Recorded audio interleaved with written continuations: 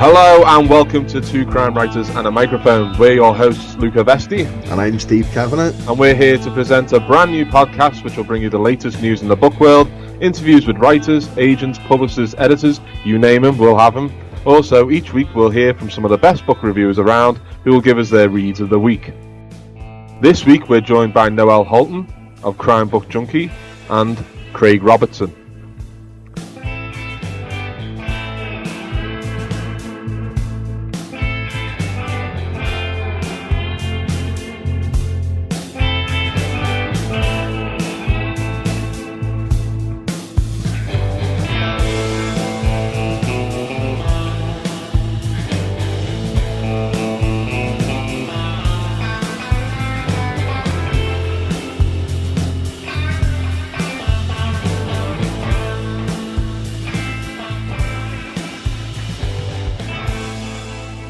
So Steve, how are you this week? I'm good. I'm really good this week. There's been stuff happening this week, which is stuff good. Happening. Ooh, I like it when stuff happens. Stuff happens. It's fantastic. It doesn't often happen. No. But we lead very boring lives usually. So when stuff happens for us, for more than I think most people, stuff happens and we go, ooh, stuff. We like stuff. More stuff. More stuff. Bring us the stuff. So what's been happening? Can you tell us anything that's been happening? I can, yeah. Well, at the minute, I'm doing an edit on my third book in the Eddie Flynn series.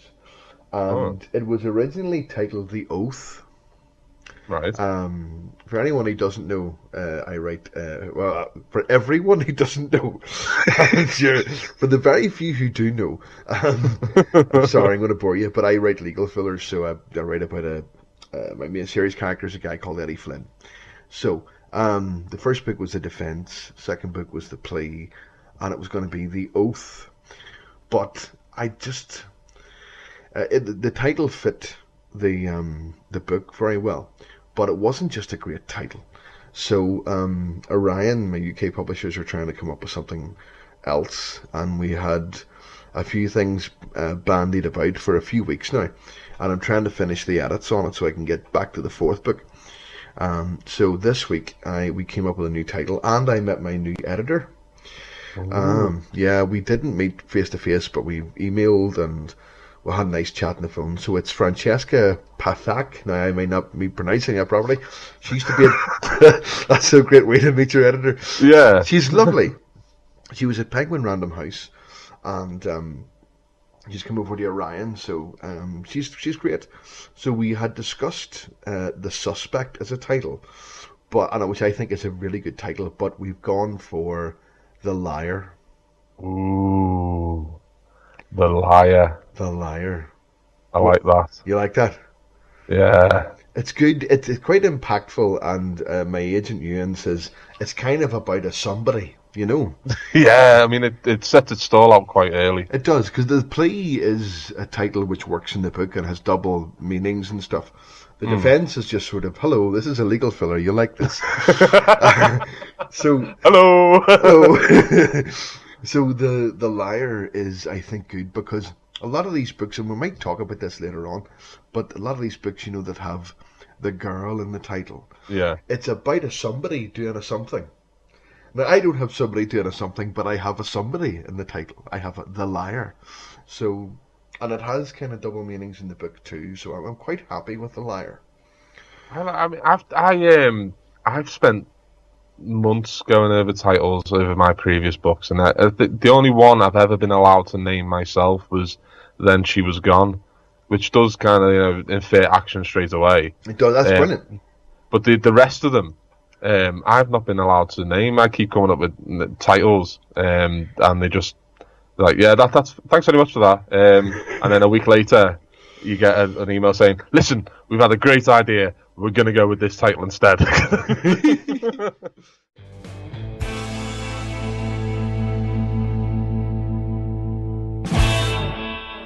First up this week, we're going to talk about an article that first appeared... it didn't first appear in The Guardian, actually. It actually first appeared on the 538 website, which I read a lot at the moment because it deals a lot with the election polls in the US, and I find it fascinating, the whole aggregate of polls and things like that. But this article is about something non-poll and US election related. This is about the word Gale in book titles and how many times it appears and how prevalent it is at the moment. The author Emily St. John Mandel, who wrote the incredible novel Station 11, I don't know if you've read that, Steve. No, I haven't heard of it, though. Oh, it's fantastic. Well, anyway, she's worked in conjunction with 538 to analyse Goodreads' database of books that include the word Gale in their title. And what she's found is quite interesting, is that she passed through over 2,000 books with Gale or Gales in the title on Goodreads, filtered out those books with 250 or fewer ratings, removed cookbooks and books for children and young adults, and she was left with 810 books. And what she discovered is that they were more likely to be written by a female author. 79% of the titles were by women. Right. And that the girl of the title was also much more likely to be an adult than a child, with 65% of the girls actually women. Right. And what I found most interesting, though, was that the amount of times that the girl is either alive or dead differed in the gender of the author. 85% of the time, they were alive. But the fate of the girl in a book by a male author was 68% of the time alive and 17% dead, and 15% missing or lost. While if the book was by a female author, she was alive 90% of the time. And I find this really fascinating, that the idea that, like, you know, the male authors are killing these girls more than the female authors. But it's also, you know, really interesting that the word Gale in the title has kind of taken off more recently, especially with the success of Gone Girl. Yes. I think was probably the precursor of this whole, you know, Gale and book titles thing. Although, if you think about it, The Girl with the Dragon Tattoo came out probably before Gone Girl. Yes, I think it did. I mean, what do you think about this prevalence of the word Gale in the title? Is it just a publishing thing where they've decided this is what is selling books, or? Well, I think so. I mean, I think maybe writers have caught on to it as well and thought, well, if I have the word girl in the title, maybe someone will buy it. But I'm not sure that you see that word girl in lots of different genres as well. There was The Girl with All the Gifts, which is sort of a zombie sci-fi post-apocalyptic type. But Mark Perry wrote that. He's from Liverpool, actually. Oh, cool. And that was a brilliant book. And I haven't seen the film yet, but that looks good as well. Yeah. So I saw the trailer. I haven't read the book, but yeah, I'm aware of it because it was one that thought I quite liked that. But it's a title which sort of connotes a person. You know, Elmore Leonard always used to say he had these rules about writing, and you can free to ignore them. Some of them are quite helpful, though, I think. Especially the one brilliant bit of advice, which is try to leave out the parts which readers skip, which is just perfect. But he also said, you know, don't start with the weather or something like that, you know, a description. Your story starts when you have a character.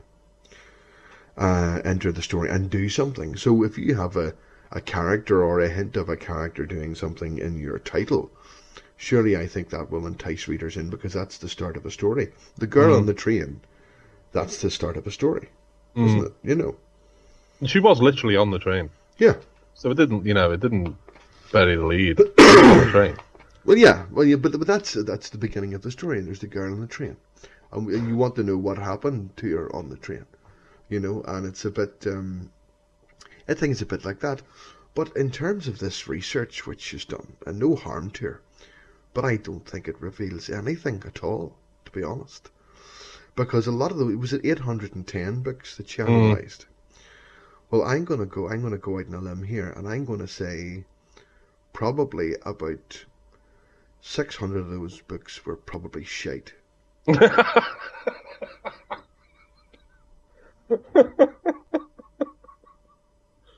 Well, it's the old saying, isn't it? Like 90% of anything is shit. Well, I'm being a bit more generous here, and I'm going yeah, you are. But you've gone for, you know, like your 80% maybe. Yeah, I'm going to say I would say probably a good few hundred, probably more. Most of them were probably shite. And what can you learn statistically from, it might have had 250 reviews. It might have had 250 bad reviews, or, 100 bad reviews, or something like that.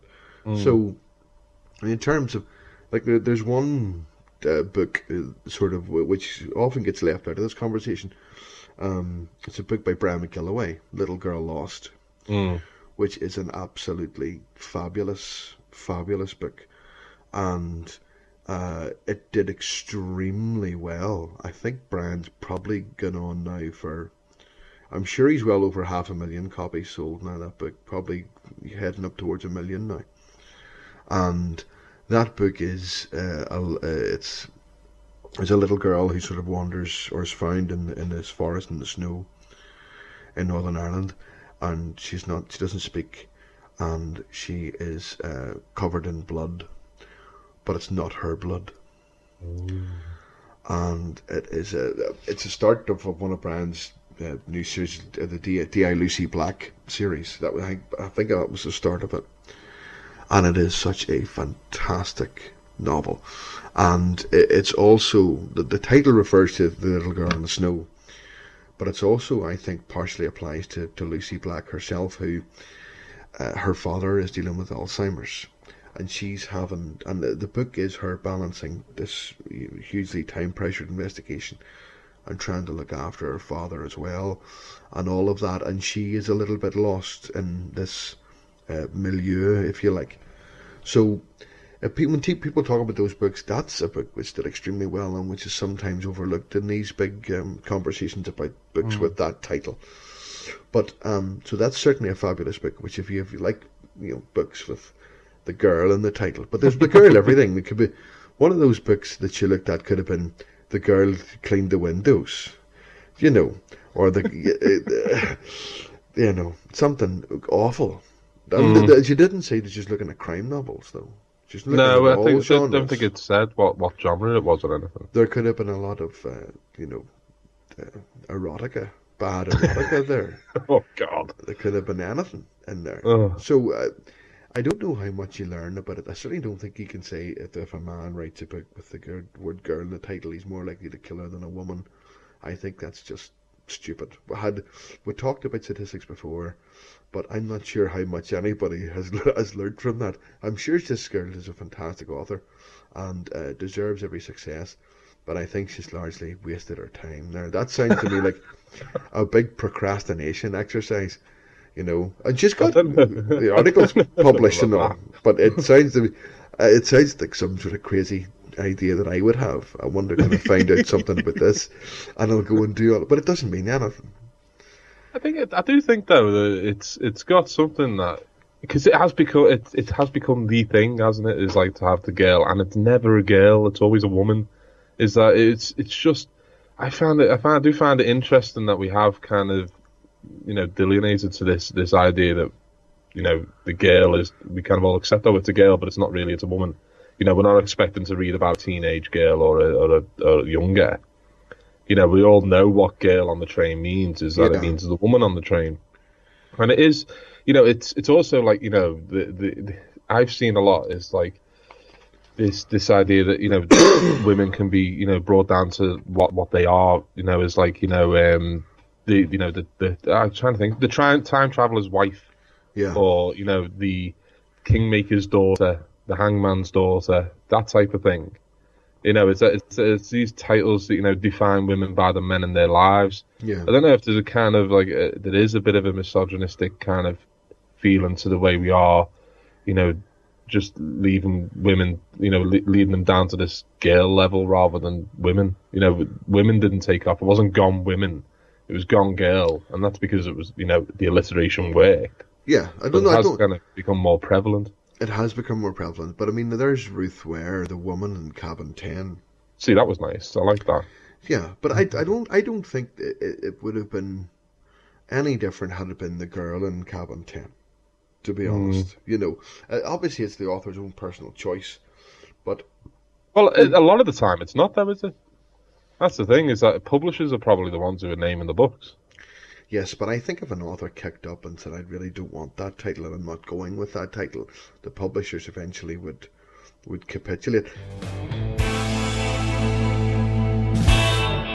Next, we'll talk about the word of the year. This is something that happens every year by the dictionary publisher Collins, and they decide what the word of the year is. I don't know if they have like a vote. I don't know. Maybe there's like a panel. I'm not sure. They must have some sort of decision-making process. Yes, you hope so. I hope it is. It's all clear, and I don't think it says anything in this article I'm reading. This is in the Guardian. Now, do you want to know what the word of the year is? Yes. It is Brexit. Oh God.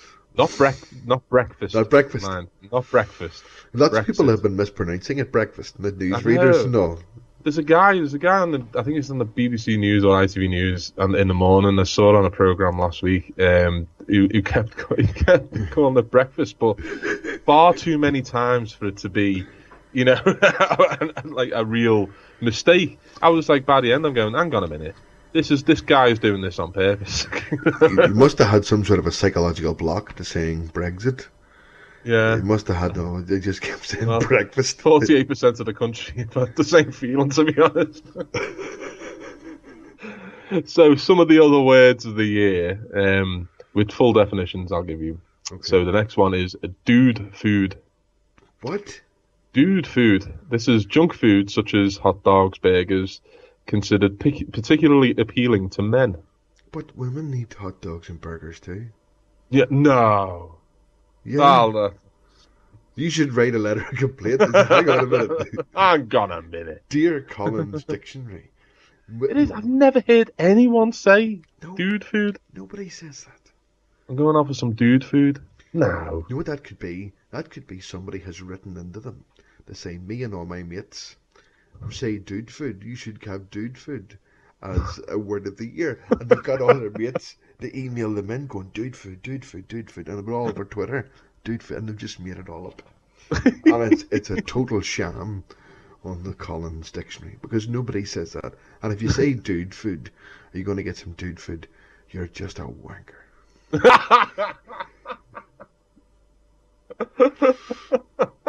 Really? Aren't you? So nobody says that. That's an invention. Another one is mic drop. I've heard of mic drop, yeah. Yeah. Theatrical gesture in which a person drops or imitates the action of dropping a handheld microphone to the ground as the finale to a speech or performance. It's when it's just read out like that, it's like, oh shit, that's really sad. That's really bizarre. Why were we all doing that in 2016? Even the president of the United States of America did a mic. Yeah, there's a man doesn't need to drop a mic, Jesus. That sounds awful when you read it out like that. No. And then we've got Sherrington. Yeah, Sherrington. What? The habitual use of social media to share news, images, etc. of one's children. Where the fuck away off? You're just making it up now. That's not a word. Nobody says that. No one. I don't know anyone. You're making that up. It's not really on the thing, is it? It's on this. I swear to you, it's on this. It's on the Guardian. Jesus Christ. The next one is Snowflake Generation. Oh yeah, I've heard people. Yeah, the young adults of the 2010s viewed as being less resilient and more prone to taking offence than previous generations. Now, everyone should just relax a wee bit. Everybody's uptight. Which leads us nicely onto the next word, to be honest. Oh, which is Trumpism. Oh, geez. Which is, it has two meanings. It's a noun. Right. Two meanings. Number one, the policies advocated by the US politician Donald Trump. He's got policies. No, that's wrong. It's not policy. These are random words that escaped this man's head. That's what a Trumpism is. Especially those involving a rejection of the current political establishment and the vigorous pursuit of US national interests. So that's a sentence that would never, ever leave his mouth. No, he would have no idea what it means. He doesn't know. And number two, a controversial or outrageous statement attributed to Donald Trump. Well, there you go. See, that's a better definition. That's because what people understand what he's saying. That sums up 90% of what he actually says. It does. See, here's the thing. I've heard Rob Reiner on talking about this quite a bit. He's been on lots of shows talking about Trump. And there are a lot of American commentators saying, look, Donald Trump's mentally ill. And I don't think he is mentally ill. No. I think that's an insult to the mentally ill. There could be a man sitting in a trailer somewhere in Texas, sitting watching TV with his unicorn and watching Donald Trump and turning to the unicorn and saying, that guy's something fucking wrong with that man. You know, he's not, whatever happened to just being an arsehole? Yeah. He's just an arsehole. We have kind of a label on things these days, don't we? And I was terrifying today. I was shocked to my core today. My kids, we had sort of a bit of a lazy day. They went out, walked the dog and stuff, and then my daughter put on Home Alone 2.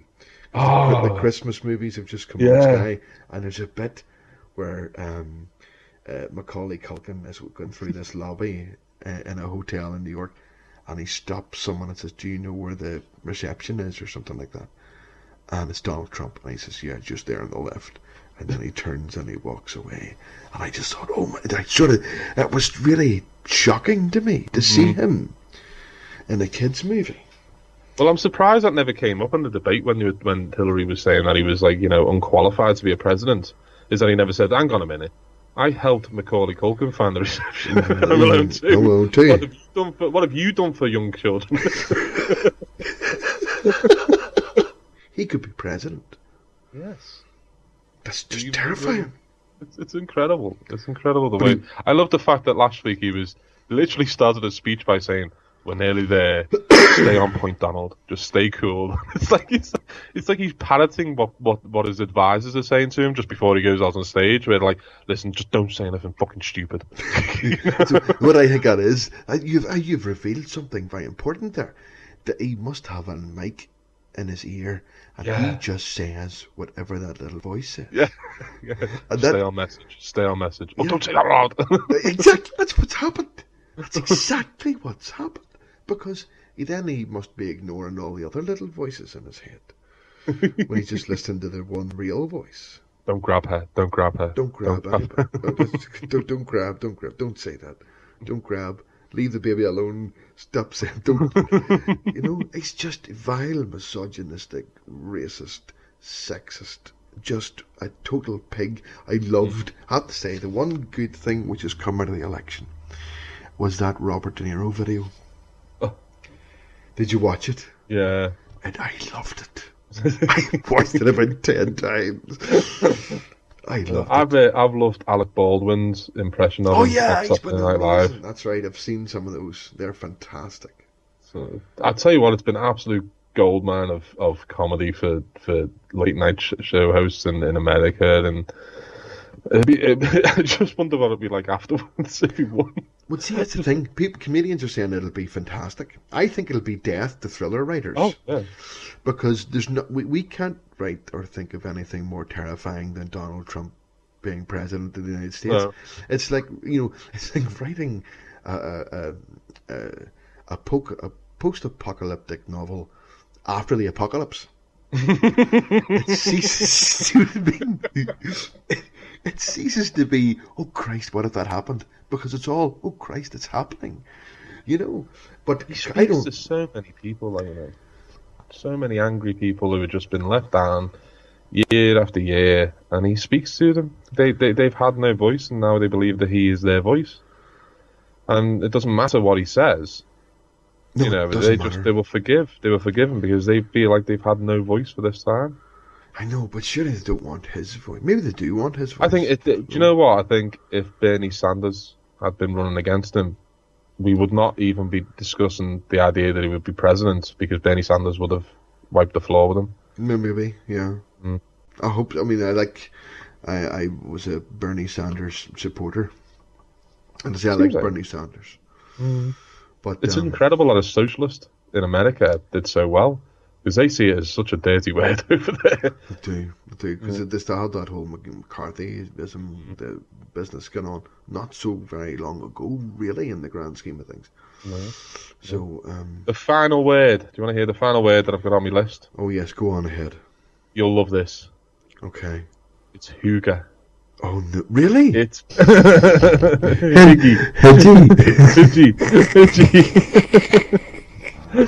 And they call it a concept originating in Denmark of creating cozy and convivial atmospheres that promote well-being. Yes, it's also a convenient way to sell books. to tell people about this. I don't know. I think it's in some ways. I think it's brilliant. It's brilliant that people are making money out of that. Mm-hmm. It's good on you. That's fantastic. And actually, the books might be nice. Give you a couple of tips and, what candles to buy or what incense to burn or, don't wear a big itchy jumper. Talking about candles, I remember having a conversation. This is how I was at Hygge, and we had to have one of those publisher lunches where they say, okay, we got one of the people from W.H. Smith or Waterstones or insert book retailer here. Brilliant. And we were sat down having lunch, and it was going really well. Now, the thing that I'm always worried about is that something really scouse will come out of my mouth. And we got onto the subject of, I was talking to someone in marketing at Simon & Schuster, and I was saying, what books we got coming out later this year, and he was saying, we got the Bruce Springsteen one coming soon, and then we've got Carol Malone, which I think is her name. She does the candles, I think. Oh, right. Right, so lad didn't know who that was. I went, oh, who's that? She said, oh, she does the, all the candles and stuff like that. And I was like, I don't know who this person is. Oh, you got to get one of her candles. It's really cool. And, they're fantastic candles. And I was like, well, I've never really thought about, this idea that, candles were any different. And then they told me that, no, these candles are 80 quid. What? And then it was oh, hang on a minute, they're 250 quid. And then there's these candles that cost 250 quid. And they're just, I don't know what. Have they got bits of Charles Manson in them? It's not Carol Malone, it's Joe Malone. Joe Malone, sorry. Joe Malone candles. Now, I think they've got, I don't know what kind of book she's got coming out. Or if it was from Simon & Schuster. But it must be an autobiography or something. But no, Joe Malone does make these candles. And no, it's a Simon & Schuster book. I've just looked it up. You can buy them online. Joe Malone candles. And let me find out. Yeah, let's have a look at a couple now. We got a pomegranate noir candle, and that'll cost you £142. What size is it? I think it's just a small candle. A small candle for £140? It's incredible, honestly. Well, here, we'll put it this way. If this lady, I'm sure she's a lovely lady, if she has written a book about how to sell a candle for £140, that deserves to be published. And deserves to be, you know what I mean? That's just fantastic. But that was the problem though, is that I had the very nice guy from, I can't remember which retailer it was, I think it was W.H. Smith. He was a really nice guy, and I'd been so on point, I'd been so nice, I'd been so dialed back the scouse, and then they tell me that you can buy a candle for 200 quid, and I'm like, fuck off! No one's buying a candle for 200 quid, that's just ridiculous. And you see the look of horror just spreading across faces of oh fuck me. That's brilliant. See, I'm the same as you. I'm do you get a TV with it or something? Do you know? That's crazy. It's amazing, isn't it? But then she's selling candles to people who would buy a £140 candle. Yeah. Those people just don't know. But don't you want to know what that smells like now? What does a £100 candle smell like? I don't care what it smells like. But I need to know now. Does it smell any better than any other candle? Well, see, the primary thing with a candle is a candle's not supposed to smell of anything. Now they get scented candles. Yes, you can get scented candles, but surely put it this way, right? This wouldn't work in Belfast, and I doubt it would work very well in Liverpool. No. Because the whole idea, as I understand it, of a scented candle is you light a scented candle, maybe you are having a bath, right? And you light the scented candle to de-stress. Now, if I bought a candle that cost £200 and then I started to burn it, I would not be de-stressed. I would be going, I'm burning £200 there. I would be going through the roof. It's just, I would, if I bought a candle that cost £200, I would have it insured against fire.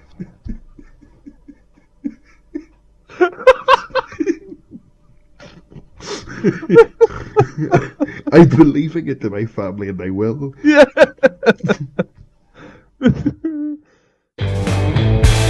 Next, we'll talk about what books have been the best sellers this week. Do you want to have a guess of what number one is again? Is it The Sidemen? No. Oh, is it Girl in the It's Train? in number one for the Sidemen. Is like that was the best sellers of the Super Thursday lot. Oh right. The Girl in the Train then, of course. But the Girl on the Train, yes, that's still number one. But we spoke about the fact that it was coming 1 and 2 in the charts. Yeah, the tie-in to the film and the normal version. Mm-hmm. The spell has been broken. Oh. It's now down to number 3, and at number 2 is Peter James with Love You Dead. Oh, well done, Peter James. Yeah, it Fantastic. sold over 20,000 copies last week and entered the chart at number 2. Betrayal by Martina Cole is still doing well at number 4. And then our good friend is at number 6. Guy Martin. Guy Martin, lovely man. I saw his book. Have you seen it? Yeah, I saw it in Tesco's. It's him sitting on a motorbike. Apparently he's a motorbike man. Right. So he's a great fella. Because he sat on a motorbike. He's a great man. You're scared now of saying anything about Guy Martin. He's the best man I've ever seen. I didn't realise that was the end of the sentence. No, he's a great man. He's brilliant. He's fantastic. He does. He come over. He does a lot of stuff in Portrush. They have road racing and stuff there. So he's been in Northern Ireland lots, and he's got a motorbike, and that means he's dead on with me. Great fella, especially. He's had his trials in this podcast, Guy Martin, but he's fantastic. I still haven't seen the book. It's in Tesco's. I need to have a look at it. So he's doing well. The Sidemen came in at number 9 this week. They're still doing well. They sold over 10,000 copies last week. The Whistler is a new entry in number 7, which is a John Grisham novel. Oh, I've not read that. It's about whistleblowers. Ah. I just thought it was about that painting. Whistler's mother. Yeah, well, we all know about the mother. I thought we were all waiting to find out who Whistler was. Oh, to see it. No, it's about whistleblowers. Oh, I'm really disappointed now. Well, whistleblowing is an interesting thing. I've done quite a few whistleblowing cases where I've represented whistleblowers and represented companies who have had whistleblowers or alleged whistleblowers. But it's a very complex area of law in the UK. I doubt it's as complex in America, but I think it's basically the plot is there's some sort of corrupt judge doing something, and then somebody has the skinny on what the judges are doing. So I'll give it a read. John Grisham I have to say, his earlier books, The Firm, is probably one of the best thrillers I've ever read. So I'll always give him a read. So number 14 is a book we discussed. I think it was episode 2. I think it was episode 2. We spoke about The Sellout, the winner of the Man Booker Prize. Oh yes, very good. Paul Beatty. Stormed up to the charts. He sold over 9,700 copies last week. And Graham McRae Burnett is still in the top 50. He still sold more copies with his Bloody Project. That's at number 34. He sold almost 40,000 copies of the book now. That's fantastic. And overall on the chart, is 1, 2, 3, and 4 all crime novels? Yes, they are. See, we're in the right game here. Yeah, we're not in their game, but overall in the game. Do you know what I mean? We're part of the game. We're part of that of game, some sort. But we're not. We're like those the greenhouses you get in Monopoly before you go get the Red Hotel. Yeah. They're all the red hotels, and they get put on places like Mayfair and Park Lane, where the green houses on, like, Angel Islington.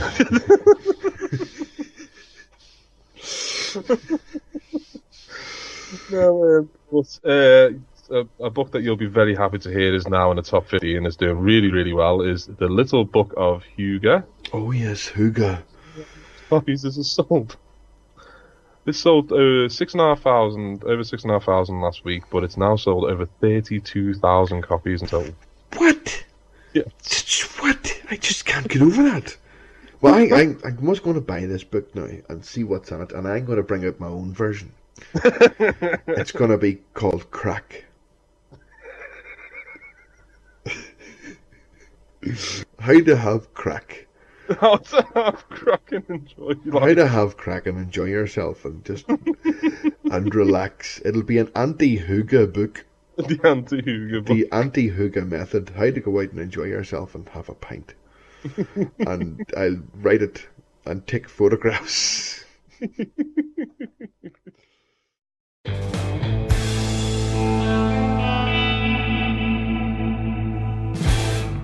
This week in Reviewers Corner, we are joined by Noelle Holten. Noelle is an avid book reader, especially in the crime genre. She reviews across a wide variety of places, but she also has her own website, which is crimebookjunkie.co.uk. By day, she's a senior probation officer, and by night, she reads all things crime. Welcome, Noelle. Hello. Thanks for joining us this week.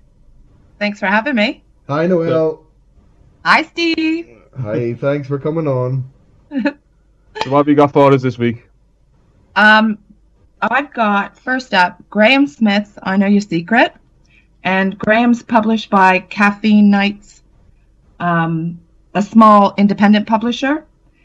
And I guess you want to know why I chose this book. I'm a huge fan of Graham Smith. I've read every single one of his books, including his short stories. I guess you would say I'm a little bit obsessed. What I like about his book, or this book in particular, is the way he kind of grabs you from the beginning and builds up the excitement throughout the plot, the story as it goes on. And this particular book, Harry Evans comes face to face with the rapist of his wife and the man who he believes ultimately led to her death and the death of his child. So it's quite a hard-hitting story compared to the other in the series. Really enjoyed the way the characters come to life in this. He's got quite a few smaller characters who really add to the story. And yeah, I just really, really like his books. This is the second novel in the series, but he writes novellas in between.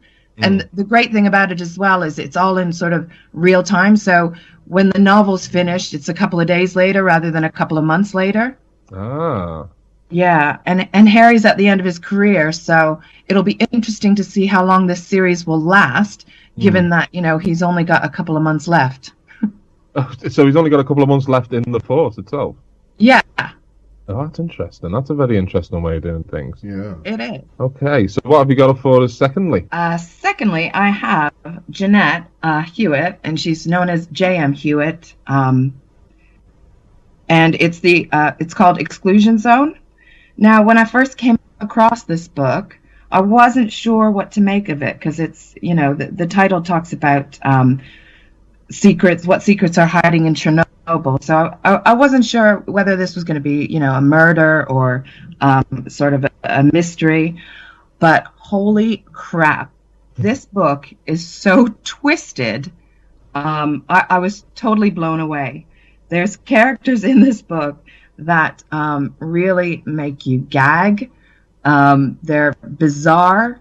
The plot itself, it's introducing a new detective, so it's going to be a series. And the plot itself is this guy is hired to go back to Chernobyl to uncover some family secrets, and he comes across this. It's almost like, have you ever seen People Under the Stairs? Yes. Yes. Yeah, there's a character in there who is exactly like this inbred, really messed up fella. And the more you kind of read about him, it's weird. You're drawn to him, but you're repulsed by him. And the booms at the end just blew me away. So I was really, really impressed. This was her debut novel, and I will definitely be reading more from her. Yeah, I've heard about this book quite a lot, to be honest, and I've don't know why I haven't clicked the buy button yet, but I think I will be now after hearing that. I always like a really screwed up character or two to read. Oh, it's messed up. It's really messed up. And when you look at Jeanette, she is like this tiny, lovely lady, but holy cow, whatever goes on in her mind, it's scary. I mean, you could say that about all crime writers, though, to be fair. That's true, but some of you look a little messed up, so... Yeah, Steve. Yeah, well, I was thinking. Not you two, not you two. No, it was the way you described. I won't name names. It was the way you described that, inbred and crazy. I thought, oh God, that sounds like a Donald Trump rally. Recently, I've joined the team at Bookouture, a smaller publisher on paper who seem to be doing incredible things with ebooks, especially. So what kind of thing are you doing with them? Well, right now I'm doing some freelance work with them. So I've been assigned Caroline Mitchell and Mel Sherratt, two of my favorites. And basically I've organized their blog tours and a bit of publicity, sharing and tweeting and doing what I know how to do, shouting out about it everywhere I possibly can. When I was a blogger many, many years ago, I never got an offer from a big publisher like that. I'll tell you what, I was gobsmacked. I'm still pinching myself, wondering, is this really happening? Absolutely. So in your day job, you're a probation officer. I mean, is this something that you could see kind of, becoming a career path just on its own, or? I would drop probation in a second. I would. I've done 16 years of it, and I think, this is something I love doing, and I would definitely, if given the opportunity, I would say bye-bye probation, hello publicity. Absolutely. I mean, dealing with them as being a probation officer, you deal with obviously, things that are crime related. Do you think that's why you enjoy reading about it as well? Because it's kind of like this is a fictional representation rather than having to deal with the reality in your real job type of thing. See, people think I'm a bit weird because a lot of the time, like you see, like police officers and stuff, they won't watch like crime shows or police shows or anything like that. Whereas I'm all crime. That by day I work with the people that you guys write about, and I always have since I think I was probably about 11 or 12 when I started with horror books. Then I moved on to true crime and then fictional crime. There's just something about the stories. And sometimes I sit there thinking, oh, that would never happen. But, I do enjoy it. So, okay, a final question from me. Who, in your opinion, as a crime writer, gets it as close to reality as possible? Ooh. Now, that is... Who's been doing their research, basically? Who's been doing their research? Oh, I can't think off the top of my head. And actually, I was talking to someone about this the other day, and I can't even remember the author who we were talking about. No. We'll let you think about that, and then next time you're on, we'll ask you again, because I'm really interested. Because I know there's a fair few crime writers who do a ton of research, and I'm always interested to find out, well, how do they, compare to people who don't do as much research? Because I tend not to do as much research with the policing side of things. I do a hell of a lot of research in other avenues, but with the policing thing, I kind of think that readers are just expected, they're just expected the norm, there's a command structure in place that they're kind of used to as crime readers. I think, though, if you focus too much on the police side of things, if you haven't done your research, it's really, really obvious. Yeah. And so sometimes it's best to just skim over that bit and throw in, the forensics that, the crime scene manager came and left. And yeah, that's kind of what I do. It's just this guy just turns up and leaves a page later. Done his job. But that works because then nobody can criticize it. Exactly, a lot of that's the way I look at it. Are quite good at police procedures, obviously. Well, if there's, I suppose if we're looking at who gets it close to reality, I would say you'd have to have Ian Rankin up there as maybe top 3 for getting it Peter right. James. Peter James. James. As well, Yeah. That's true. I think Mark Billingham as well does a great job. Mark does as well, actually, yeah. And who else? I have Claire McGowan as well. I think a lot of her books are very close to exactly how things would go. So. Oh, do you know who else? I'm gonna give Michael J. Malone a little plug here. Oh. His A Suitable Lie was brilliant in terms of getting the male perspective on domestic violence. I was really, really impressed with that because I deal with male perps of domestic violence, but also male victims and female perps of domestic violence. And he did a superb job at getting that across. Yeah, I really loved that book. I thought it was a really interesting book. And Michael's just a great writer. He is. Just a pure He's another writer, one I stalk. Michael's read all his books too. Michael's book, that book was reviewed by Tracy Fenton in episode 2, so people can go back and check out a full review for that. Excellent. Well, thank you very much for joining us, Noelle. We'll speak to you soon, and keep reading, and we'll keep having you on and talking about them. Thanks very much. Oh, thanks very much, guys. Thanks, Noelle. Bye. Okay, bye. Bye.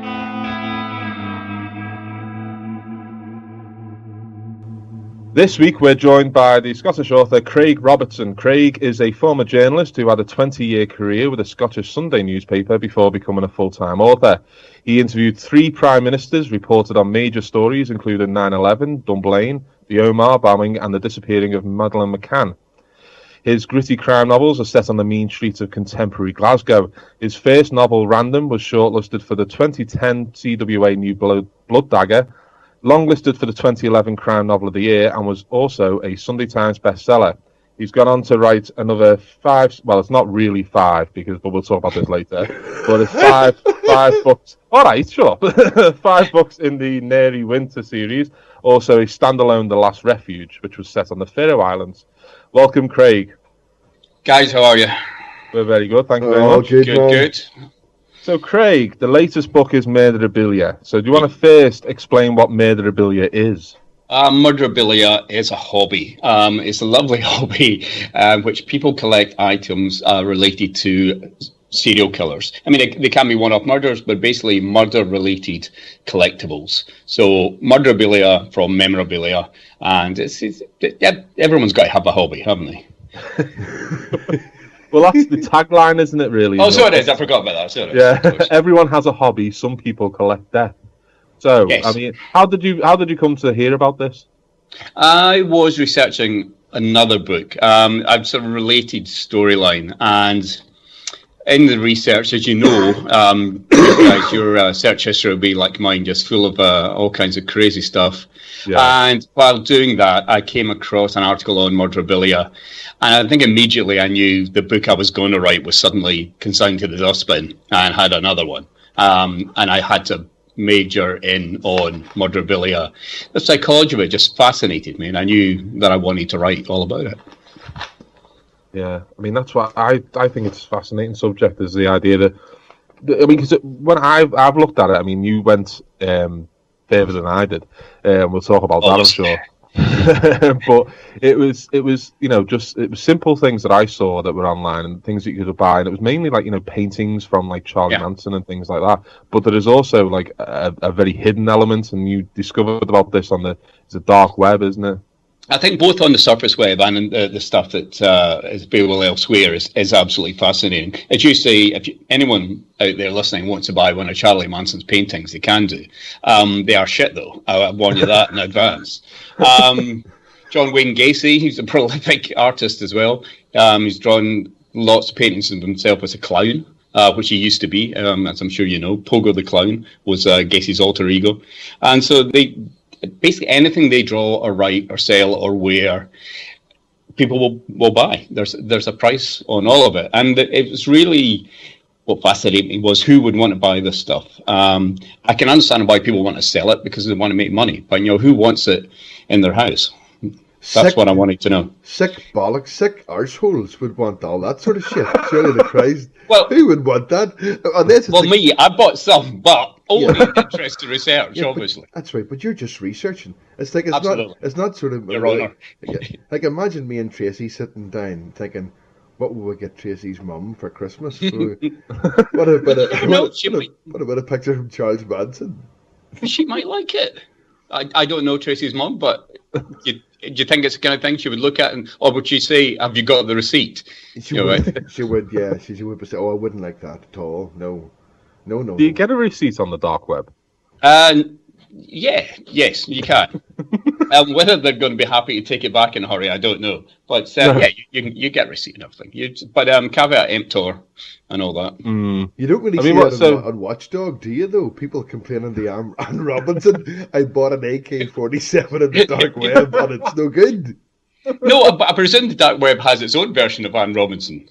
I mean, Anne Robinson should be on the dark web, let's face it. But, I'm sure that it polices itself. I mean, no one else is policing it. So once you've got the AK-47, then I think you're in a position to demand your money back.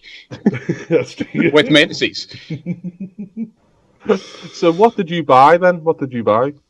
I bought 3 things. Let me try and remember what I bought. I bought a handwritten... How can you not remember? Well, it was a while ago. I bought a handwritten letter by Ian Brady, the Moors murderer, which is this fascinating thing. But he'd written to his brother-in-law on the occasion of his brother-in-law's birthday, and he tells all about what he and Hindley did in the last few days before they were arrested. And it details in great detail all the weapons they had and the getaway cars they had. And it's absolutely fascinating. It's all done in this incredibly neat script, all completely on the line. It's an interesting piece. I bought... the book features quite a bit about the murder of Sharon Tate at the Polanski mansion in LA. And in the years after the murders, people used to come and just gawp at the house in the way they used to go and watch the guillotines, executions getting done. Yeah. So eventually people who owned the house got fed up with it and demolished the house because they knew there was no real resale value in it. And people went in and took bits of the house, and I have a piece of the fireplace in front of which Sharon Tate was murdered. Oh, wow. Which is lovely. It's the kind of thing. I did actually say to Alex, would you mind if I bought this? And she said, yes, I very much would mind if you bought it. And I bought it anyway. So, because it's fine. And thirdly, last but not least, I bought a lock of Charles Manson's hair. Oh. Which makes me think I've basically got like a DNA starter kit. And I could build my own Manson if I had such a mind to do so. But I don't. Try not to. If you ever get bored and need something to do, just let us know and we'll intervene before. Okay, yeah, I might need an intervention at some point. But actually, someone just last week, and I really can't say who, but involved with a major book chain, wants me to get him some of Manson's hair. What? What for? I say him. It could be him or her. Let me be more vague about that. I didn't ask for, but apparently it was for, and I'm doing bunny ears here, for a friend. For a friend. Yeah. So are you gonna procure some of his hair for him, or why don't you just sell your lock of hair? Hang on. Look, I think you know the answer to that. Why I won't sell a lock of my own hair. No, not your hair. The hair that you bought of Charlie Manson's. Oh, that's my hair. That's my Manson hair. How am I going to build my own Manson if I give the hair away? So these are things that you want to keep now? You know what? I don't know what I'm going to do with them now that the book's done. I'm holding on to them at the moment on the basis that the paperback is not out until March, available in all good bookstores, and also in some non-good ones. So I will keep them till at least then, and after that I will have a decision to make just what to do with them. Are you interested in them? Not really, no. Okay, you can't help some people. If you had a full wig, I would. You could see yourself in that, do you, Steve? Try it on. You could. I'll see if I can get some more for you. Yeah, or I could stuff a sofa with it or something. If the problem is now that Manson's gone grey, so I don't know if that's just going to work for you. I could look like a very distinguished serial killer then. It's not going to go your beard though. No, it's not. Although No. I've seen grey in the beard though. Have you? No, that's never a good sign. That's not a good sign. It's just the upper beard or the lower beard. It's the upper beard. It's once you see one in the lower beard, that's when you really have to start worrying. Yeah. No, Then, I didn't mean to. This has gone to a very dark place. Yeah. It was all fine when we were talking about the fireplace at the Shantae's house, but now this has gone too far. Okay, let's get it back on track. Yeah. So I mean, what fascinates me about that kind of thing is that the idea that people almost feel like they're owning a part of a serial killer. It's exactly that. Things. Yeah. I mean, what I want to do though is dispel this myth, because I've seen people who say like you can feel something coming from these pieces. Did you feel anything when you unpacked it? Well, yes, yes. I did. First of all, I did an event in Berkeley, in California, in the Bay Area, and I was doing this kind of talk about it, and I produced the stone from my pocket and told them it's from Sharon Tate's fireplace, and the whole audience recoiled in horror, and I said, well, does anyone want to touch it? And they were like, no, definitely don't want to touch it. I then admitted that it actually wasn't the real stone. That one was one I just picked up in a garden that morning. So, yeah. And then they did want to touch the stone because so they felt it had something. You know, it was just something they did not want to be associated with. Yeah. So when I opened the packages individually, yeah, it felt different having a letter written by Ian Brady than it did having a letter written by my granny. You know, it just, there is something different about it. It's something intangible. But that's why I felt I had to buy them. You know, instead of just making up the feeling of what it was to receive them and to open them, I wanted to actually go through with it. Yeah. Fascinating. I find that whole subject really fascinating, and I think you did a superb job bringing it to the page, because I've read about it in another book before, not to the extent that you wrote about it, but it is fascinating that idea that people who don't want to do it themselves so much, but want to have some kind of experience related to it. They want to feel connected to the killer. Yeah. They want a direct link to it, and that's pretty disturbing in itself. But if that's all, that's as far as it goes. If people only buy this, then fine. But my interest is, what if they want to take this a bit further? What if they become more obsessed with it? How far are they prepared to go? What price are they prepared to pay? Which sounds like a bit of a line from the back of a book, but no, but that perfectly sums up what the book is about. You know, is that it is, and that's what a lot of crime fiction should be about. Is like, it's taking that ordinariness and then just flipping it on its head. Yeah, and it's just those levels, isn't it? It's just going through those levels and saying, well, I can do this, and I'm still not technically doing something illegal. I can do this, I'm still not technically evil, or whatever you want to label you want to put on it. Yeah. But it's like those levels, and it's going through those steps, and then it becomes like, okay, if I do this, then I am exactly like those people that I've been coveting. Yeah, there's fine lines, and most of us know where those lines are and don't cross them. But as the edges get blurred, people are more likely to do things that they shouldn't do. And then, one day you're just writing a book and next you're out there killing people. So that's what happened to a friend of mine. Okay, you need to tell us about the friend joke. Yeah. So, I mean, where we get interesting for me was the first novel you did, Random. I think I've told you in the past, and I have talked about it on this podcast in episode 2, I think. It was a fantastic debut, and it was one of those that came before. A few others have done it since, but I'm not going to cast any aspersions. But it was one of those books that it was highly original for me at the time, especially. But it featured Rachel Neary in that book, but then it became a series. How did that kind of come about? How did you start with having her as not a big character, but she was a character in the book, but she wasn't the main character? I had a story in mind. I knew the basis of the story of Random, and I had to decide how to tell it. And my initial intention was to write it with Rachel Neary as the main character and do basically a police procedural. I didn't do it because it was my debut, and I felt that had been kind of done to death. Not that it stopped me doing it thereafter, but at that point, I wanted something that would stand out in the slush pile. And I also was slightly wary of writing a whole book from a female protagonist's point of view. So I found it easier to get inside the head of a serial killer than inside the head of the woman, so that was fine. That was nice and easy to do, and I decided... We'll just draw a discreet veil over that, but... I'm joking. So I thought...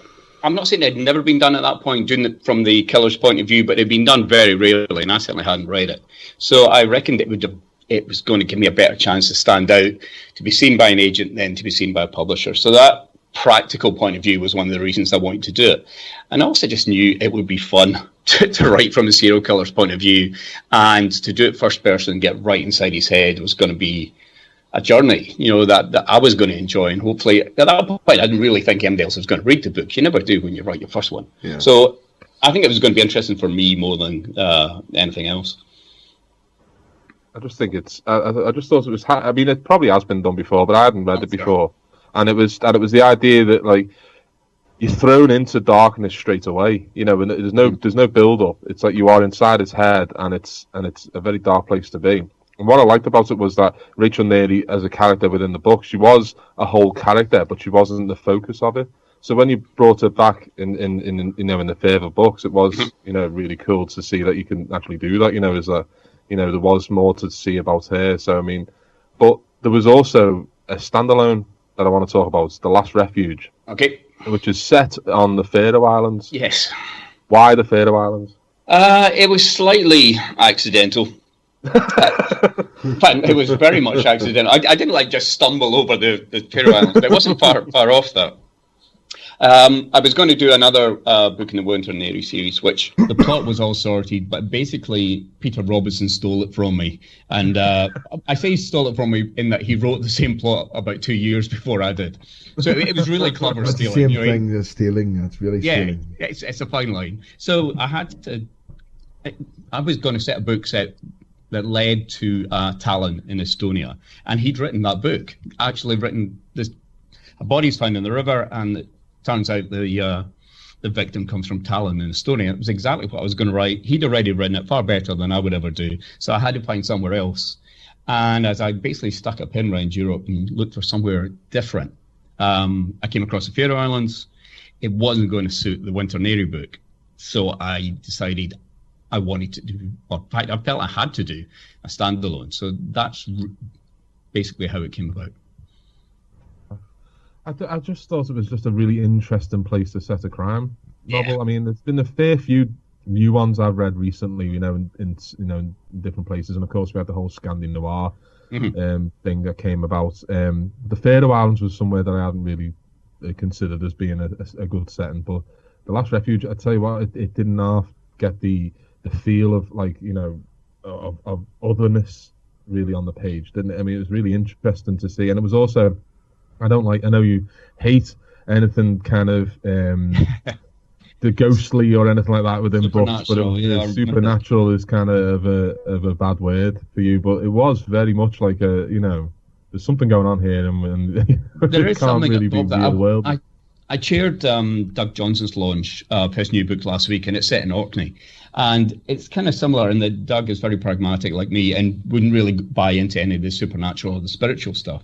But in somewhere like Orkney, and definitely in the Faroe Islands, there is something else going on. In that, if people there believe in something, and in the Faroes, and similar to Iceland, where they very much believe in trolls, there is a feeling of otherworldliness, as you put it, and to ignore that completely, even to someone as skeptical as me, would be foolish, because you can use it and you can play with it. And the landscape and the weather just combined to make something very, very different in the Faroes to anywhere else. So I had to use that. And it's mythic, I think, without being any of that supernatural shit. So many of my friends write so well. Well, you see, setting a book on an island is a fantastic thing to do, because I'm trying to think of really good books set on islands. There's quite a few, but those names escapes me. But you've got a brilliant setting, because you say people who live are isolated, the whole folklore thing is much more prevalent in their minds, and they're cut off, and you won't get a phone signal, and it would be quite hard to leave the place that you're in as well, and have quite the feelings of isolation and all. It's a brilliant setting for a crime novel. Islands work really well, and particularly somewhere like that. You start off with a locked room mystery. You know, no one can get off. Yes, there are flights, but it's so much more difficult. And also, in islands, as a rule, tend to be more sparsely populated. So maybe not everybody knows everybody else, but everybody knows somebody who knows the next person. So to get away with something is much more difficult as well. To hide is much more difficult. And all those things kind of combine to make life difficult for your protagonist. And there's just lots of stuff to play with. Peter May's done all right, I think, in writing about islands over the last few years. He's kind of specialised in it. Yeah. So he graphs just how much there was to use in places like that. And it's about the whole traditions of the islands. They're very different. It's a very different way of life in the Faroes. And I was able to use all that kind of stuff. And the more I read, the more ammunition I had to write the book with. I think we should all set a crime novel in Hawaii, and we all have to go and research it very heavily. It's funny you should say that, because fortnight. I went to the Faroes for 8 nights, and it costs a fortune. It's not a cheap place to get to, and once you get there, it's kind of expensive. So it's probably in my tax record, so I don't mind saying in 8 nights I spent $2,500. Yeah, I mean, it's not cheap. So I was standing on the shoreline at Torshavn, the capital of the Faroes, and it was pissing down, and it was freezing, and it was miserable. And I thought, just that, why didn't I set this frigging book in Hawaii? It would have been cheaper and a damn sight warmer, but, you know, it was too late by that point. How much is a pint? Oh, gee, this is where it goes. Steve, you're getting right to the heart of right things. Right in the heart, straight away. Because that's how you judge how expensive anywhere is. Exactly. It's about £7 for a pint. What?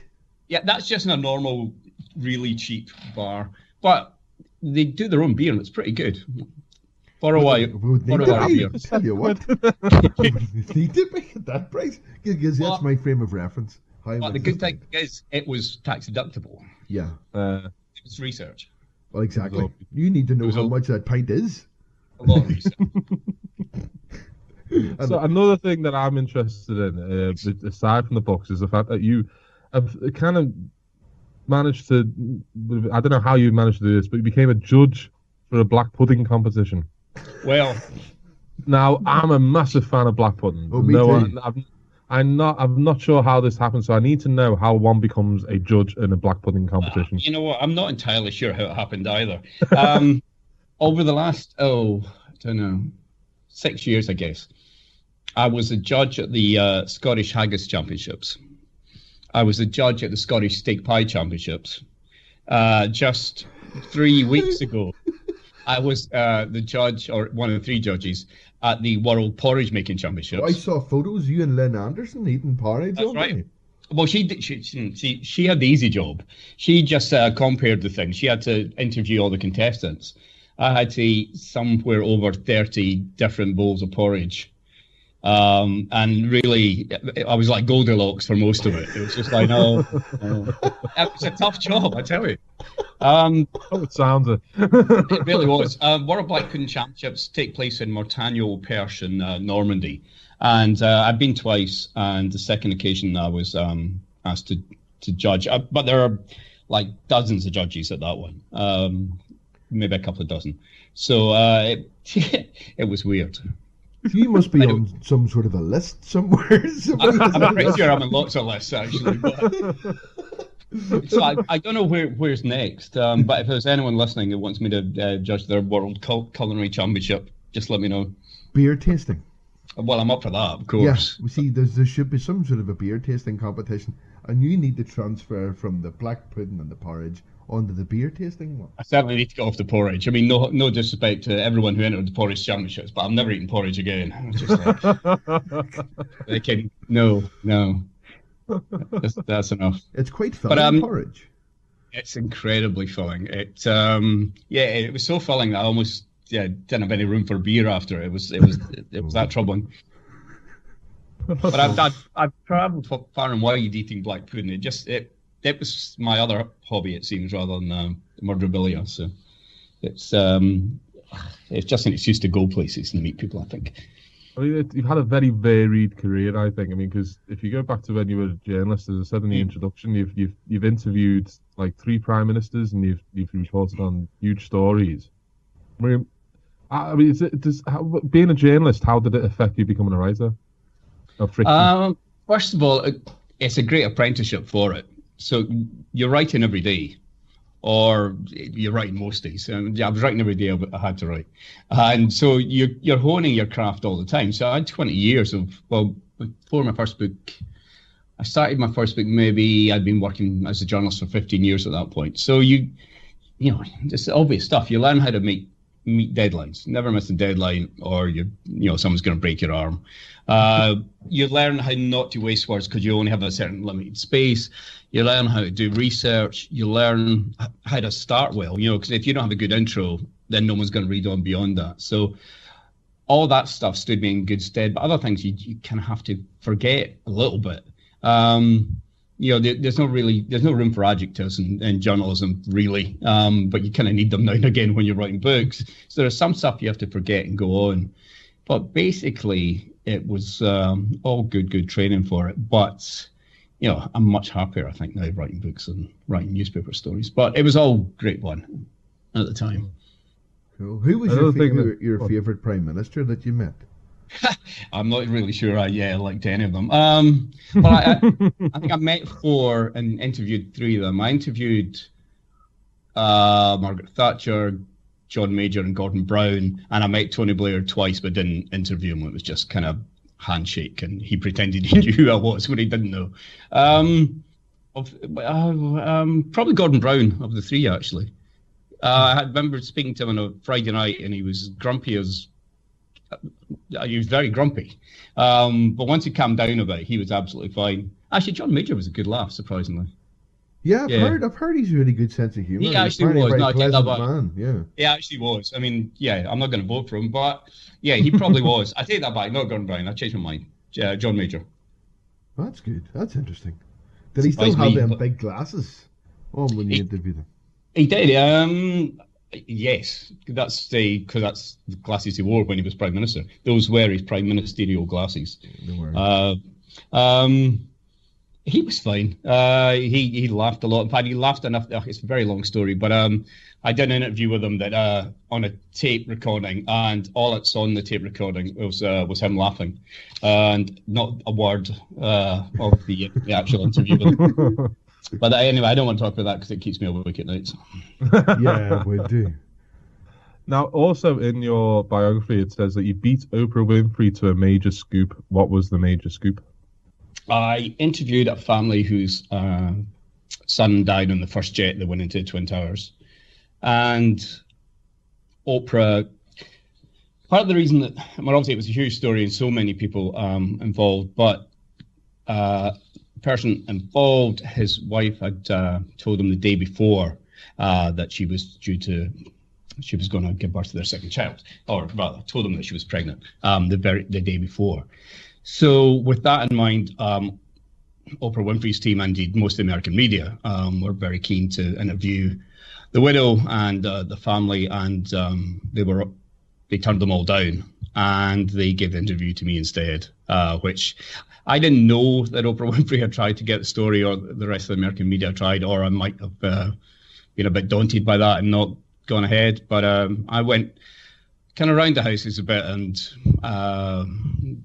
made sure I got the confidence, and I flew out to North Carolina to interview the parents, and then up to Boston to interview his widow. And it was as you would expect, very kind of harrowing thing. Yeah. Oprah she just had to put up with it. I mean, that for me though is that it explains something I think is prevalent in all your books, is that victims do come across quite, front and center a lot of the time. Do you think that's come from your journalist background? Is that? Yeah, I think it does. Yeah, you've got experience of speaking to survivors. Yeah, I spent. All those big stories that I covered, I was always tended to be the one that was sent in to interview bereaved families, And, you realise that it's, for them, the story never stops. It goes on. And when I went to North Carolina to interview Jim and Barb, we sat over there, the three of us, sat over their dinner table till 3 o'clock in the morning talking about it. And there was a lot of tears and a lot of real raw truths came out. And, when you share that kind of thing with someone, you realise just how much that it's their loss. It's not a very public loss. This is one of the things that I've got from other families as well, is that they feel slightly aggrieved that something like 9/11 is seen as a great public reason to mourn, and for them it's not. It's a very private reason to mourn. It's not that they don't care about the other people involved. They very much do, but for them, they've lost their son, and that's a very private thing, and yet they have to deal with it in a very public way. And I think in crime novels, what we sometimes forget with victims and victims' families is it's a similar kind of thing. You have to deal with a very private thing in the glare of publicity and people like me coming to knock on your door. So, that kind of thing I learned very much from journalism. Do you want to cheer this up a bit? We're bringing it down here. I'll cheer it up a bit. Well, then do that. One of the things that I've spoken about more than anything to do with books when we speak a lot is football, and that's because we are the opposing goalkeepers of the England and Scotland crime writers teams. Yes, we are. So this is a game that goes on at Bloody Scotland Festival every year. And the first game was 3 years ago. That was 2 years ago. 3 years ago. 2 years ago. 2 years ago. There's been 3 matches. Yeah. I mean, where did the idea for that, playing a football match between a load of old crime writers and then one really young fat one in me? Where did that come about? It came out of my head somewhere, but I can't really remember what the inspiration for it was. I wanted to do something different. We've always liked to do things a little bit different at Bloody Scotland, rather than just have authors on talking about their books. Who wants to listen to authors talking about their books? Let's face it. So we wanted to do something different. And I had this crazy idea and I had no idea whether we'd be able to get enough people to do it. How about we have a football match, crime writers football match? And I thought Scotland against England would be the way to do it. And I didn't really expect the rest of the Bloody Scotland committee to go along with it, but immediately they're all, great idea, we should do that. And you were huge help, because unless you were able to it was about getting enough people together. It was relatively easy to get Scots together because we were at home.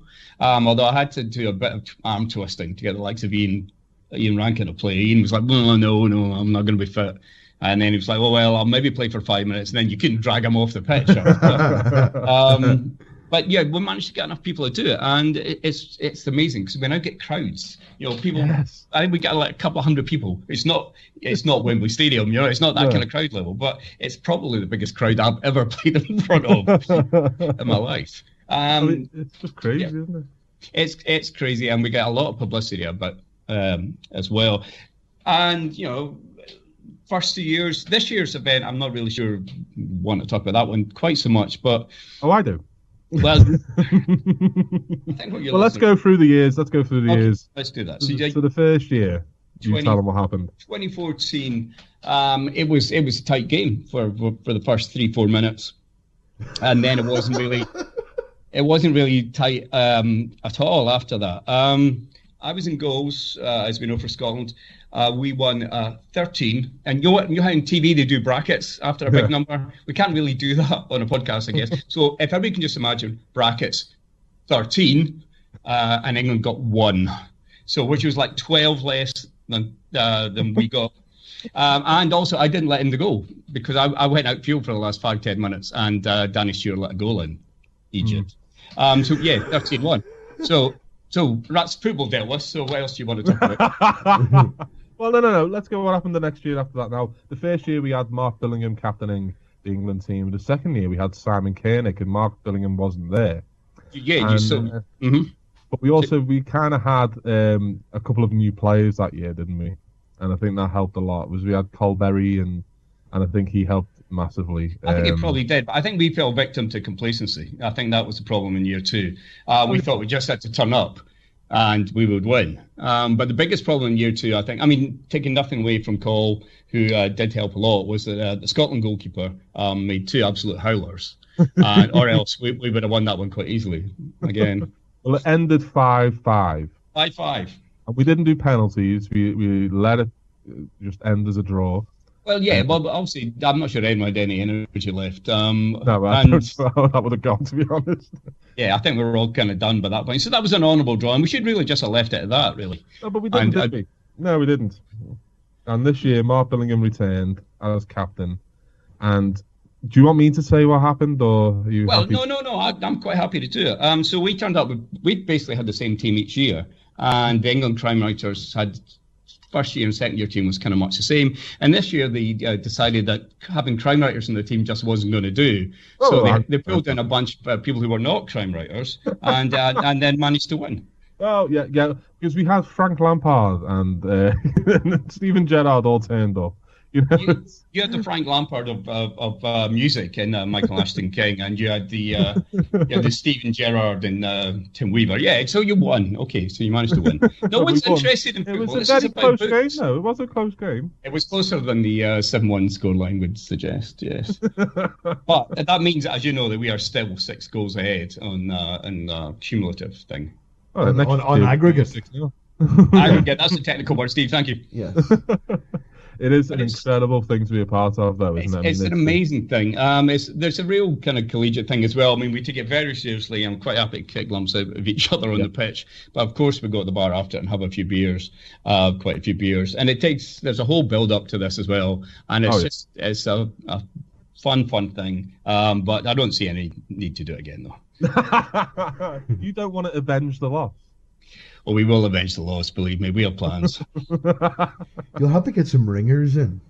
Oh, no, we don't need them. We don't need them. I actually have an idea for you. Go on then. So, now, you'll need to investigate this in more detail. But okay. There is an Irish crime writer called Declan Burke. Okay. Who I understand used to be a very, very good footballer and perhaps still is. He might have turned professional at one stage, but I think maybe an injury kept him. Well, wait, I'll back up. How bad's the injury? I don't know if he's a crook. No. He's good. He's very fit. I think Declan Burke might have Scottish blood because he's let's face it, he's probably about the only one of the Irish crime writers. Because we're not, if this was an international, they would say there was Ireland as well. You would need about 4 ambulances on standby just for the Irish team. So why do you think the Irish are not as fighting fit as perhaps the Scots and English are? Well, no. I didn't say that at all. I meant the Irish crime writers. Well, no, I meant the Irish crime writers. Yeah, why are they not in shape? Well, some of us are. But most of us aren't. Jared Brennan is incredibly fit. He is fit as a fiddle. Fit as a fiddle. I don't know what he's like at football. That's a butcher's dog. He is fit as a butcher's dog. Don't know what he's like at football. See, I'll need to find out. You might find out, but I think Declan Burke could be your man. Okay, yeah, he certainly should be on our side. That almost goes without saying. You should investigate that. Yes, I think so. Declan, if you're listening, expect a call. Well, I think with all talk about the football out the way, we won 7-1. I think we can. Won the first year, 7-1 though the last year, wasn't it? When we got warmed up, we were just letting you. We were just lulling you into a false sense of security. Move on. Well, thanks very much for joining us this week, Craig. Thank you, guys. And we'll speak to you again soon. Speak to you soon. All the best, Craig. Cheers, man. Bye. Cheers, man. Speak to you soon.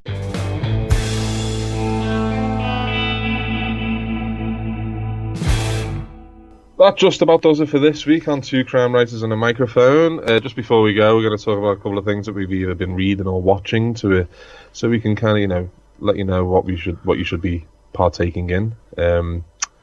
I think you can go first, Steve. Yes, I watched a couple of great documentaries recently, and I'm going to save them, talk a few of them about future podcasts, but there's one I saw recently, and it's of the crime genre, I suppose you could say loosely. It's Hitchcock and Truffaut. Have you seen this? No. It's a documentary I saw on Sky, and it's it starts off by having various directors, modern day directors. So you have Martin Scorsese and Wes Anderson and quite a few modern greats, people would say, all talking about this book. And the book was basically a transcript of an interview which took 3 days, I think, apparently. And it was an interview between this guy, the French film director, Truffaut, and Alfred Hitchcock. And the insights, this guy knew Hitchcock's work inside out. And they met and they had an interview. There was photographs taken and there's some audio of it as well. It's played in the documentary. But it's an examination of Hitchcock's work and where he was and at the time of the interview, how the interview changed his career. And it really did change his career, because before this interview came out, Hitchcock was sort of like a commercially successful director. You know, he'd done Psycho and Vertigo and something else beginning with O and ending with O, and you know, amazing auteur. So, but he wasn't regularly recognised. He didn't really get a lot of critical success. No one was looking at about how he used his voice in, you know, through the camera. It was just like a commercial thriller type thing. But then when Truffaut spoke to him about it, and almost it's a shot-for-shot breakdown in some of these sections of this is how the shower scene in Psycho was put together. This is how I did this. This is how I did that. And there's a big examination of Vertigo in it, and some of the shots there, where the art gallery shot of the curl and the girl's hair and things like this, and why all that's important and what he was doing. So the interview sort of explained Hitchcock's work for an audience who never really looked at it that way before. And that sort of made him the sort of director's director that he is today. And Vertigo was a critical flop and didn't do too well commercially, I think, when it came out. But now it's since the Hitchcock Truffaut book became very popular, certainly among film and academics, Vertigo started appearing on the top lists of films ever made. Best film ever made regularly, Vertigo, and all these, you know, Academy choices. So it's a brilliant examination of how someone examining a work, a critic almost, can take a body of work and elevate it or open people's eyes to make it something else. And if for any budding writers out there, there are brilliant moments about how Hitchcock creates suspense and how he keeps things from the audience by making them look and wonder. And so there's all bits about misdirection and everything in there. I thought it was a fascinating documentary. I would certainly recommend it. That sounds interesting, though. I really like the idea of that. I read a short story this week. Ooh. And it was, people were talking about this online as a trailer dropped last week, I think, for a new film that's coming out that's being widely lauded as being brilliant sci-fi film. And it's based on a short story by Ted Chiang, or I want to say his name correctly, but I haven't probably. But Ted Chiang, I don't know. But it's a story called The Story of Your Life. Right. And because people were talking about it, I was like, I've got to read this story. So there's a whole collection of his short stories on Amazon that I just quickly downloaded and read. It's ostensibly it's a story about a woman who's trying to converse with aliens who have dropped these looking glass, the things they called, on Earth all around the planet, and there are two aliens on the other side of this looking glass, and they've got a completely different language. This woman is trying to decipher what they're saying, but there's a subplot to it as well, which is talking about her daughter, and her daughter's life, from being a child, you know, and that's how it opens. It's like, you know, her having the conversation with her husband that, you know, they're going to have a child, and then progressively through the story, it's her learning to speak to these aliens, but also her daughter's life at the same time. Right. This trailer for the film looks incredible. Now it probably goes into a lot more details. It was only a short story, but it just shows you what can be done with a short story. That format of a short story, though, because the ending is like none other I've ever read. It's so effective, so emotive. It's unbelievable. It just leaves you just reeling. It's just hot. It makes you feel really, big feelings, in a bigly fashion. It does. It's the only time I'm going to use that word in its correct context. But it's it does. It's just one of those stories that just makes you go, oh my god, that affects you. It has a like punch to the gut feeling where you're just like, oh, I wasn't expecting to feel like this. It's just brilliant, and I hope that the film kind of does it justice. But it also made me think, I don't read enough short stories really, because they are such a great format for just those quick reads. Yes. Those quick, just it's like, just want to hit a Coke. Not that I ever do that, but it's like, just like you just want a big buzz, and just, you want that, you want feeling of like, I just want to be entertained and affected in a quick way, and short stories, the good ones are always great for that. Like dude food. Yeah, it's like dude food. That's exactly what it's like. No, I know exactly what you mean, and there's nothing. Short stories are so difficult to do because when one's done well, they are, just blows you away. Yeah, no, that sounds great. What? Steve Mosby's got a couple of great stories on his site. He does. I recommend people check them out. So his website's theleftroom.co.uk, and he has a story called 9 Songs, which has got that punch to the gut feeling. And John Rickards is another one who's really good with a short story. In fact, there's a whole collections of short stories that you should just go on Amazon and try and find, and pick them up, because if you get a great short story, it's just a really wonderful experience. I throw John Connolly into that Yeah, mix definitely. as well with Nocturnes Volume 1 Yes. and Volume 2. There are some stories in there. Well, there was a couple in particular in Nocturnes at Volume 2, which I've recently read. There's one about a little girl who seems to have these powers of healing, and the family are all very worried about this, and the priest gets to know about it. People are coming to the house and looking healed and all of this business, and 3 priests arrive at the house to go and talk to the parents about it, and that's all I'm going to say about it. But I can tell you, it blew me away. And then you can get that with a short story more so than I think that you can get it from a novel. A short story can have a fantastic sting. So yeah, that's great. And what's the name of the film? It's called Arrival. Well, that'll do for this week. Steve's going to give you the information that you need to follow us and things like that. He is, yes. If you can remember. Yeah, follow us on Twitter at 2 Crime Writers. And before we go, we have to talk about some of the people who have been in touch with us on Twitter.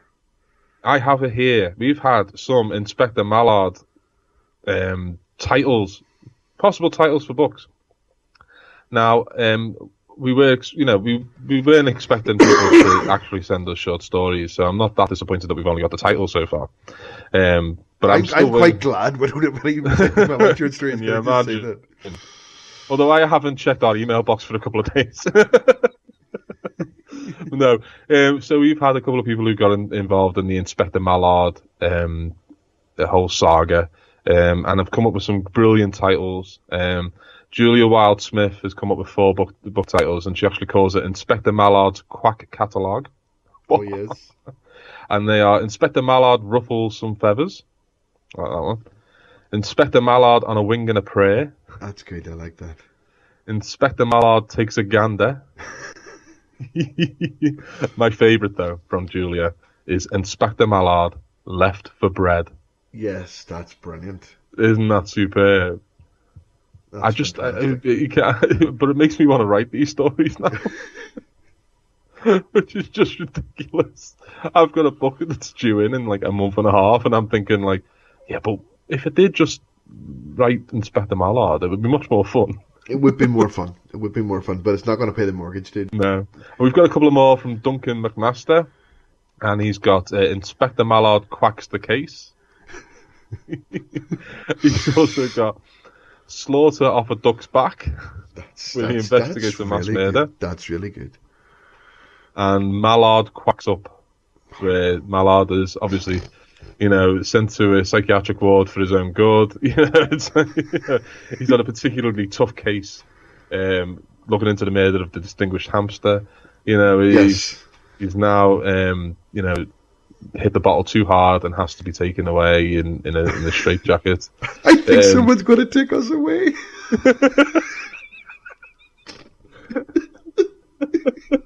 I'm just thinking of the law jacket.